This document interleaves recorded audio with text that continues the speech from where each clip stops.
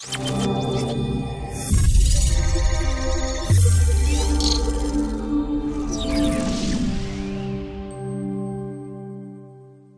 c'est Théo, je te souhaite la bienvenue dans cette nouvelle vidéo. Alors aujourd'hui, on va parler d'une grosse problématique qu'on rencontre souvent lorsqu'on veut arrêter le porno. Cette problématique, c'est le fait de rechuter après plusieurs semaines ou plusieurs mois d'abstinence. Alors pour l'info, bien souvent, un grand nombre des messages ou bien des demandes d'appels découvertes que je reçois sont envoyés par des mecs qui sont désespérés parce qu'ils ne comprennent pas pourquoi ils ont rechuté après avoir passé un long moment d'abstinence au porno. Alors parfois ce moment a duré des semaines, parfois des mois, et bien souvent d'ailleurs ils me disent que ça a été leur record personnel d'abstinence. Donc cette problématique elle n'est pas anodine, et d'ailleurs je la connais aussi très bien, je me rappelle avoir passé un moment 2 mois sans pornographie, et d'un coup, paf, rechute. Donc je sais que c'est quelque chose de frustrant, je sais que c'est quelque chose de chiant comme situation à vivre. C'est pourquoi j'ai décidé aujourd'hui t'apporter des clés pour éviter que tu retombes dans cette problématique si tu l'as déjà vécu. Et dans le cas où tu n'as peut-être jamais réussi à te passer de la pornographie pendant plusieurs semaines ou plusieurs mois, je t'invite tout de même à regarder cette vidéo parce que tu en tireras très certainement des leçons préventives pour éviter de rencontrer ce problème dans le futur. Ok ? Alors, par rapport à mon expérience personnelle et par rapport à celle des hommes que j'ai accompagnés, j'ai noté jusqu'à ce jour 4 raisons principales qui pourraient expliquer pourquoi tu rechutes après des semaines ou des mois d'abstinence. La première raison, c'est le fait de compter sur ta volonté et ta motivation. Alors la volonté et la motivation, il faut bien que tu comprennes que ce sont des ressources épuisables et surtout limitées, parce que leur niveau de disponibilité peut varier et peut parfois même être totalement épuisé, totalement à zéro. Par conséquent, si tu fais dépendre ton processus de rétablissement sur ces choses qui sont fluctuantes et parfois même indisponibles, ton rétablissement deviendra, à son image, quelque chose d'instable et de bancal. Parce qu'une fois que tu as épuisé ta volonté et ta motivation, plus rien n'est là pour te soutenir. Par exemple, il suffit que tu rencontres une période difficile et que tu te sentes mal ou que tu sois déprimé ou démotivé, et là, tu n'as plus rien qui t'empêche d'aller sur du porno, si ce n'est l'infime partie de toi qui sait que ce n'est pas une bonne chose à faire. Mais tu sais aussi bien que moi, dans ces moments-là, cette infime partie de toi ne suffit pas à te contrôler parce que ta volonté et ta motivation sont épuisées.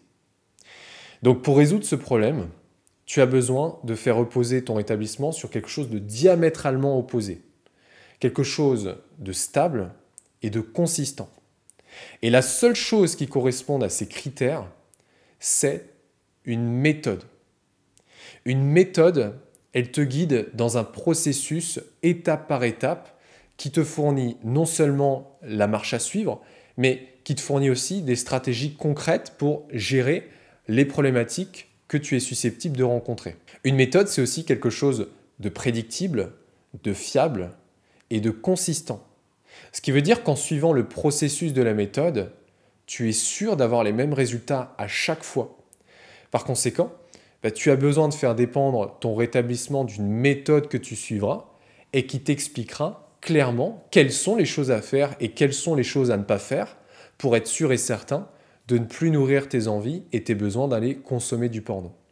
Et peu importe que ce soit avec la méthode GBP que j'enseigne dans mon programme privé de coaching ou la méthode de quelqu'un d'autre, il est en tout cas essentiel que tu suives une méthode pour que ton rétablissement se repose sur quelque chose de stable, de concret et de solide, et non sur quelque chose d'instable, de hasardeux et de fragile, comme le sont la volonté et la motivation. La seconde raison, c'est parce que tu continues à te donner des orgasmes avec la masturbation.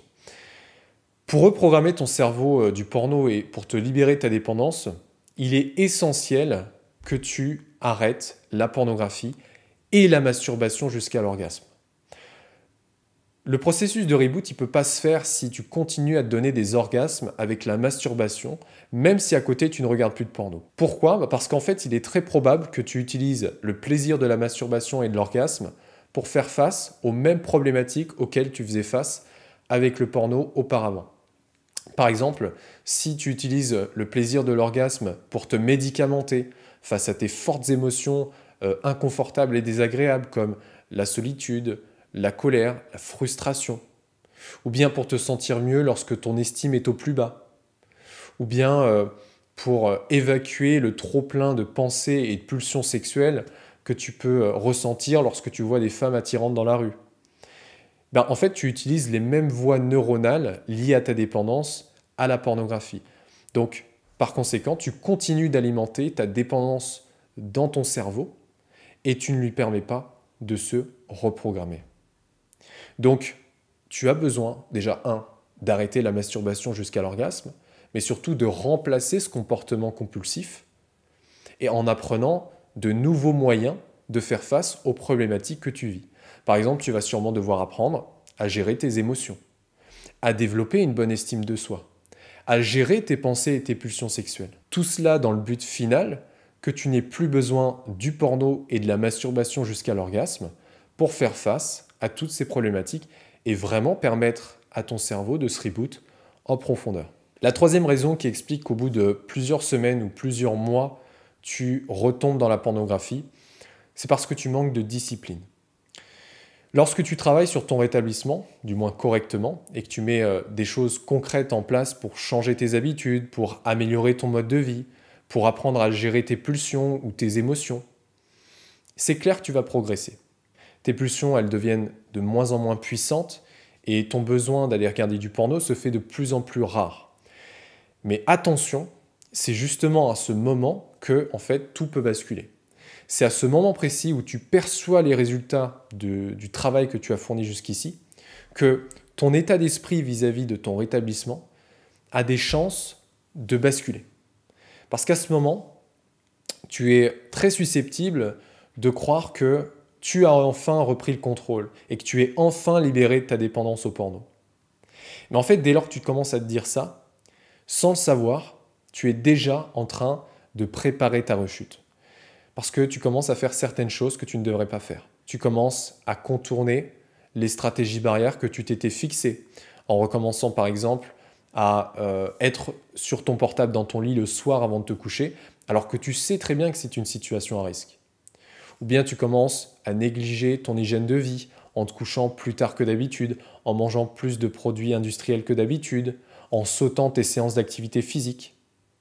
Ou encore tu commences finalement à ne plus porter d'intérêt aux habitudes que tu avais mis en place pour t'aider à gérer tes pulsions ou tes émotions, comme le fait de faire de la méditation ou tenir un journal émotionnel. Bref, si tu ouvres une ou plusieurs de ces différentes portes, alors tu prépares inconsciemment et progressivement ta prochaine rechute qui arrivera tôt ou tard. Ce n'est plus qu'une question de temps maintenant. Donc, pour résoudre ce problème, tu as besoin de travailler ta discipline en développant un état d'esprit juste et cohérent tout au long de ton rétablissement. Et ça dans le but en fait de toujours suivre ton plan de rétablissement, peu importe ce qui se passe dans ta vie. Alors attention, qu'on soit clair, travailler ta discipline n'a rien à voir avec le fait de te forcer à faire les choses tous les jours encore et encore. Parce que dans ce cas, tu vivrais dans une forme de lutte intérieure qui engendrerait énormément de stress. Et on ne peut pas avancer comme ça. Pour moi, la discipline, c'est autre chose, c'est avant tout réussir à ancrer ta vie dans un mode de fonctionnement avec des habitudes et des règles de vie qui sont automatisées et qui sont devenues une part de ton identité. Aujourd'hui, tu te brosses les dents tous les jours. Ça fait partie de ton identité. Tu ne te poses plus la question de savoir si tu dois le faire ou non. Eh bien, pour moi, toutes les habitudes que tu dois mettre en place pour ton rétablissement doivent avoir cette même finalité, que ça devienne ton identité propre et que tu ne te poses même plus la question de le faire ou non. Parce que de cette façon, tu peux être sûr d'avoir les résultats que tu mérites parce que tu sais, tu fais ce qu'il faut pour éviter que le porno trouve de la place dans ta vie et qu'il vienne s'y réinstaller. La quatrième et dernière raison qui explique pourquoi tu rechutes après des semaines ou des mois d'abstinence, c'est parce que tu comptes sur des événements de vie. Tu sais, parfois la vie, elle te fait prendre des virages inattendus. Par exemple, un beau jour, tu rencontres une personne géniale avec qui tu te mets en couple et à qui tu vas donner énormément d'attention. ou bien tu te lances tout d'un coup dans un voyage personnel ou professionnel qui te sort complètement de ton environnement et de tes habitudes pour vivre d'une manière totalement différente pendant un certain temps. Ou encore, tu démarres d'un seul coup un nouveau job, ou tu obtiens un nouveau poste, ou encore tu te lances à ton compte, et alors tu te consacres à 110% sur ce nouveau travail. Et tu vois, bien que toutes ces situations, ce soient finalement des expériences de vie enrichissantes dans lesquelles tu peux vraiment t'épanouir, bien souvent le problème c'est qu'elles te détournent de ce qui est vraiment important pour toi. Te construire un plan de rétablissement. Parce que la vérité, c'est qu'une fois que tous ces événements sont terminés, ou que l'enthousiasme est redescendu, il n'y a plus rien qui t'empêche de retourner dans le porno. Une fois que ton couple va mal ou qu'il s'arrête, une fois que tu termines ton voyage personnel ou d'affaires, une fois que tu as terminé la période découverte de ton nouveau job et de ce que tu avais de nouveau à faire, plus rien n'est là pour détourner ton attention de ton besoin profond de consommer du porno que tu n'as pas réglé durant cette période-là. Et pour régler ce problème de besoin profond, tu n'as pas encore besoin de faire en sorte de trouver une nouvelle occupation pour ne plus y penser, parce que dans ce cas-là, tu ne ferais que compter alors sur une stratégie de contournement qui serait efficace uniquement sur le court terme. Non, à l'inverse, tu as besoin de te construire un plan de rétablissement qui constituera ta feuille de route personnelle, qui comprendra tes propres raisons superficielles et profondes qui te poussent à avoir besoin du porno dans ta vie, malgré le fait que tu vas y arrêter. Et bien évidemment, ce plan de rétablissement, tu peux que le construire, hein. Tu ne peux pas le copier sur quelqu'un d'autre ou le reprendre de quelqu'un d'autre. Parce que ta dépendance, elle est unique. Elle est définie par plusieurs choses. Ça peut être ta situation de vie actuelle, ça peut être ton niveau de dépendance, ça peut être ton rapport avec la pornographie, le sexe et la masturbation, et par bien d'autres choses. Donc, il est vraiment nécessaire que tu saches exactement ce qu'il est important que tu priorises dans ton rétablissement par rapport à toi et uniquement toi-même. Parce qu'une fois que tu auras construit ton propre plan de rétablissement, tu seras aussi en mesure d'avoir une vision claire de quels sont les différents aspects de ta vie qui doivent être améliorés, ce qui te permettra ensuite, peu importe ce qui se passe dans ta vie, peu importe les événements de vie qui vont survenir, de rester engagé à ces choses qui t'éviteront de replonger. Voilà, c'était les 4 raisons que j'avais à te partager aujourd'hui. Alors pour récapituler, premièrement, tu comptes sur ta volonté et ta motivation alors que tu as besoin de suivre une méthode concrète qui te guide pas à pas. Deuxièmement, tu continues la masturbation jusqu'à l'orgasme alors que tu as besoin d'arrêter ce comportement et de trouver des moyens alternatifs pour faire face aux problématiques que tu tentes de gérer avec la masturbation. Troisièmement, tu manques de discipline, donc tu dois la renforcer et développer un état d'esprit juste et cohérent vis-à-vis des actions et des stratégies que tu mets en place pour ton rétablissement. Et quatrièmement, tu comptes sur des événements de vie qui détournent ton attention de ce qui est vraiment important et qui est l'élaboration de ton propre plan de rétablissement qui t'aidera à toujours garder le cap sur tes objectifs de rétablissement. Voilà, j'espère que la vidéo t'a plu. Je te remercie vraiment de l'avoir regardé jusqu'à la fin. Maintenant, si tu veux aller plus loin, il y a différentes façons dont je peux t'aider pour te libérer de la pornographie. La première, c'est en rejoignant mon programme vidéo gratuit dans lequel je te partage 10 façons d'arrêter le porno. La seconde, c'est en rejoignant maintenant la communauté GVP, qui est mon groupe Facebook privé et anonyme dans lequel tu pourras trouver du soutien et de l'entraide. Et enfin, troisièmement, si ton problème avec la pornographie est important et que tu as besoin de le régler de façon urgente, tu peux réserver gratuitement un appel découverte pour qu'on fasse un point ensemble sur ta situation et que je puisse personnellement te guider au mieux dans ton rétablissement. Avant de quitter la vidéo, je te serais très reconnaissant de liker, de me dire ce que tu as pensé de la vidéo dans les commentaires et de la partager pour me permettre de toucher un plus grand nombre de personnes et les aider à se libérer de la pornographie. Garde le cap sur tes objectifs et à plus dans une prochaine vidéo. Bye.